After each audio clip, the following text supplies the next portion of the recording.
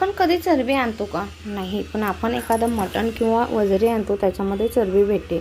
तर ते याच्यामध्ये टाकल्यानंतर खूप तेलकट असं होतं. त्याच्यासाठी चरबी बाजूला करायची आणि या पद्धतीने तुम्ही ना जसं दाखवलं आहे तर त्या पद्धतीने तुम्ही नक्की करून पहा. तर याचा डिटेल व्हिडिओ आहे, तर त्याची ना लिंक मी तुम्हाला दिलेली आहे.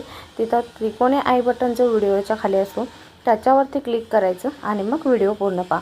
तर ते चरबी धुवून घेतल्यानंतर तेलामध्ये ना आपल्याला कांदा लालसर होईपर्यंत परतून घ्यायचं. पहा किती मस्त अशी चरबी आपली तयार होते.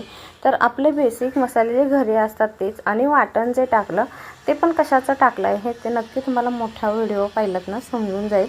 तर इतकी भारी अशी आपली ही चरबी तयार होते. तर तुम्ही कधी खाल्ली आहे का अशी चरबी करून, ती पण सांगा. आणि अशी चरबी करून खायला नक्की विसरू नका. तर पहा किती मस्त दिसते. आणि हे आपण जास्त पाणी वगैरे ठेवायचे नाही, गरम गरम असते ना त्यावेळेस खायला घ्यायची, नाहीतर